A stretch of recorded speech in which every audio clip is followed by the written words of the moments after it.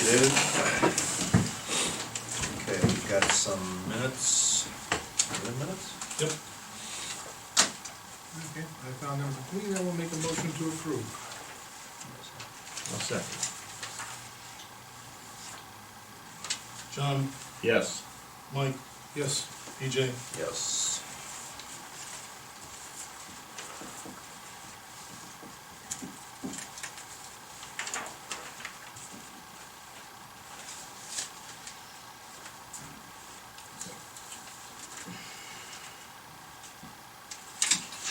We're gonna start out with regularly scheduled reports, and first meeting of the month is, we have Mr. Frank Kitco in here he's our zoning inspector. Should all have a copy of the activity for October. We processed 10 applications for 10 permits. Here again, it's pretty spread out, 2 accessory buildings, 2 additions, 1 new home with 2 new signs. The total new homes for the year now, we're at 7, which is probably a little down from last year. Did spend some time with the Redwood Group, and I believe they're going to be coming back, but maybe in a different way, and that's about it. We had some other minor issues, but nothing major.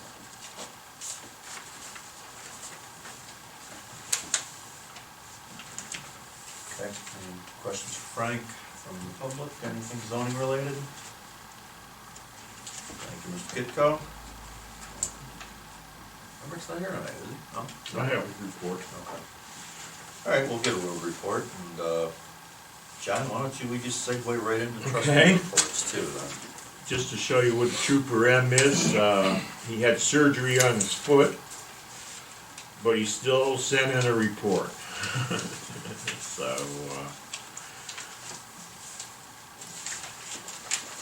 we received our first allotment of salt from ODOT, and so now we've probably got 1,500 tons or so in the bin, and it went real smooth, and we're all in the system now, so our plan is to go back to halfway in the bin and then order again. We did a 24-inch by 50-foot culvert on Bartholomew, and it was at least 40-year-old culvert, and the gas company had run a 4-inch gas line through the end of it, right through the center of the pipe. So after a little bit of whose pipe was it, and was it really there, they came out and moved it so we could change that pipe out, but we got the entire pipe changed out in about 4 hours. That's pretty good for that big a pipe. Nice thing was, is, you know, the dew is down right now, so we didn't have any water issues running. We didn't have to put it. We did a little dam, but nothing too much. We put 9 tons of asphalt down. We grader patched it on Barth 2 and 3, and we also did another drive pipe where they had a concrete drive, and we had to replace it, but no big deal. Got it done. And we also we completed our 5-year plan, which we'll be ready to present. We're going to go up first, though, and meet with the county engineer, and meet with Shane, and go over that. We did switch a couple things around. I just want to bring up again, we have right now for 2021 this big project to bring Stafford Road from 44 to Messenger up to standards. And I mean, it's a road that's probably just not in the right spot in anywhere. Some spots it's only 17.5 feet wide, some spots it's north, some spots it's south, so. Up by Wally's house where we raised the road up, probably, wouldn't you say 30 inches, Frank, there? All well and good, but that was all raised up way to the north. And the road actually goes way to the south. So, I mean, my argument with the engineers is, we have the entire width of the road there, let's just leave it. And, but that exists, all the way down the road. As you get closer to Victoria there, it's super narrow. I'm kind of surprised the county ever let that all get cut in without it being widened. But anyway, it's a big project. We're thinking it's gonna cost about $1 million. We have applied for $300,000 in funds on that issue one. And I don't know where we stand on that. PJ might know more. We'll shortly here, maybe in a couple of days. So that's, we studied it for 3 or 4 hours on the GIS, and then we went out and we actually drove the road. And it's definitely a major project. And so our thought on that is we're gonna roll everything into one contract. Tree cutting, ditching, everything, one contract. And so we need to get the survey done. As soon as we get the survey done, we'll start calling the residents and discussing it. I mean, there's not a lot to discuss with them, but informing them of what we're gonna be doing at their particular properties. And so that's gonna be a big project right there. And the update on the loader is that I think Mikey thinks it's gonna come at least the second week of December, or maybe before. So that would be nice if it came before. Looks like we're gonna have a little earlier snow this year. That's what they're saying. That's what they're saying. So, that's all I have. Okay. All right. All right, Michael? I'll concede my time, PJ, so we get in with the Yeah, I just got interviews. just a thing or two here is, we did the walkthrough with Western River Land Conservancy at the park. I think we do that twice a year, and the first time in a couple of years they opened, went and walked it with them. And in the past we had four-wheeler issues and maybe some random bonfire, you know. There was a tree on a neighboring property owner that was kind of right on the property line, and that came up last. Everything's good this time. Everything, there's no evidence of anything. We walked the entire perimeter of the park and the wooded area and clear down to the south end as well. And there's another thing I want to mention too is in our fertilizer and weed control program at the park, at that, over there, our contractor, the JFT's been handling that for several years now, and just wanted to make note that they do post that when it's fertilizer, when chemicals are applied there, and withdrawal, stay off the property, stay off the areas, signs are put up, and all that is done per schedule and per manufacturer's suggestion on anything that we use up there, so I just wanted to reiterate that. Yeah, Fred? Talk to Joe too, PJ. Those are, everything they use is friendly to humans and pets. And while they post it, because that's what you're supposed to do, it's not a problem if you were there. So Yeah, we're not putting chemicals out right before kids hit the field. Right. That's not how it works, never has been. Yeah, never have, and I asked Joe, have you ever put, no, never have. Okay. all right, I've got, your regular reports in front of you, your appropriation summary report, your fund summary report, and your, revenue summary report, as well as, payment listing the warrants in front of you for signing. Warrants number 5491 through 5507, totaling $751,096.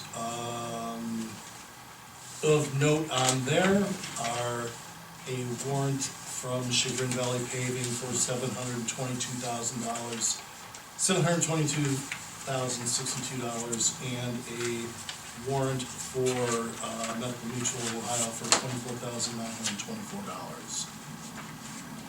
Have a resolution here. We discussed this at the last meeting. This was the issue of faithful performance insurance, where we could get insurance in lieu of bonds, so that we wouldn't have to get basically professional performance bonds for our elected officials and employees. We could instead of getting individual bonds, we could get an insurance policy. And I have a resolution here. This is dictated by Otarma. I sent this to our prosecutor so that she could take a look at it. She made a couple of minor changes to it, and I will go ahead and read the highlights of the resolution into the record. It says here that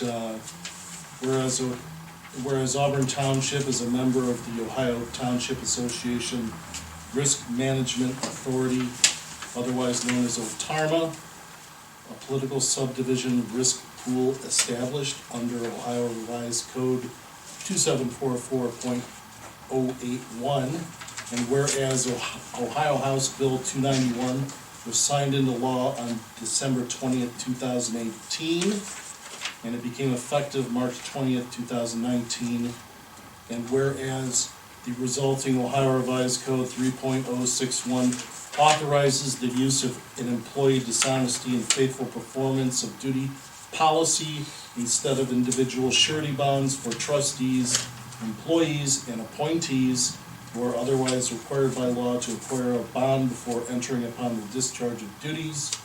And whereas in accordance of said ORC section, township must adopt a policy by resolution to allow the use of such dishonesty and faithful performance coverage to protect the township from financial or property loss caused by a fraudulent or dishonest action of and the failure to perform a duty prescribed by law for an officer, employee, or appointee. And this goes through the various details of what the policy would cover.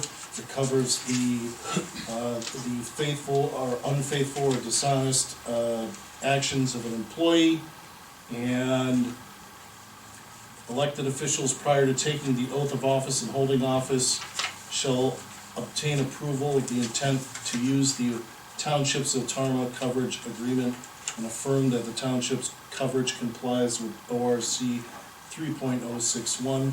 Said approval shall be obtained by Auburn Township, Geauga County. And whereas Auburn Township, Geauga County's employee dishonesty and faithful performance of duty policy through the OTARMA covered document complies with ORC 3.061. And now therefore be it resolved that on this date, November 4, 2019, the Board of Trustees of Auburn Township, Geauga County hereby authorizes the township to purchase and use the employee dishonesty and faithful employee of policy through OTARMA instead of individual surety bonds for officers, employees, and appointees who are otherwise required by law to acquire a bond before entering upon the discharge of duties.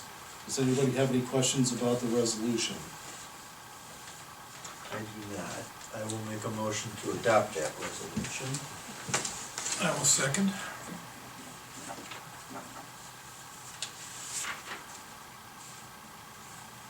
John, Yes. Mike, Yes. PJ.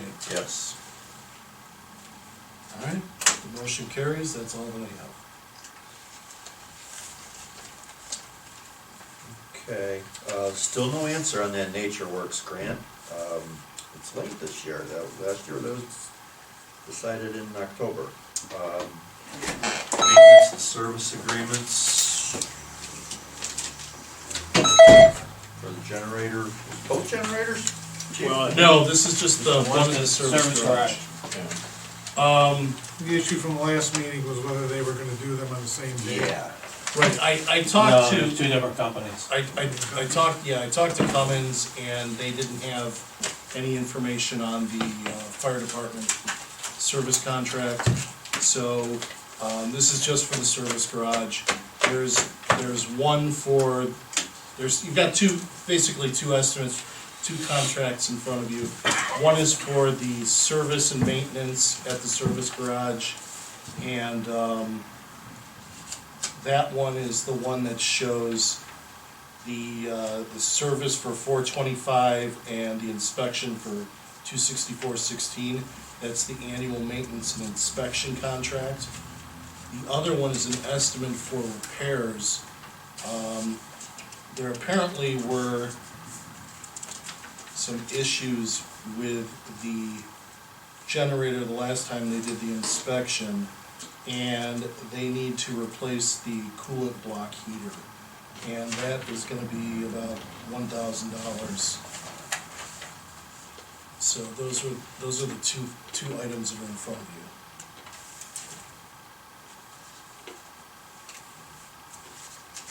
Well, I suppose that's why we have the inspections, to make sure they're,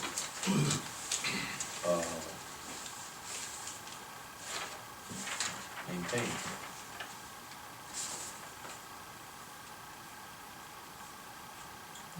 I'll start with a motion to accept the service and inspection fees on 425.89 and 264.16 respectively.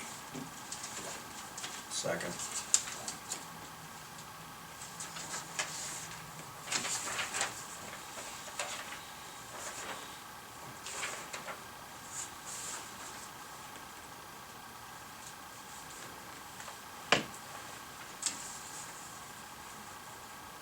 John, Yes. Mike, Yes. PJ? Yes.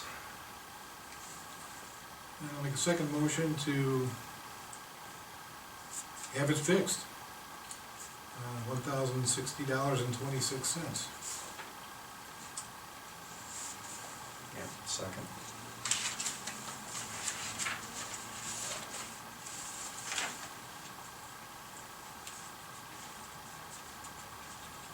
John, Yes. Mike, Yes. PJ? Yes. Both motions carried.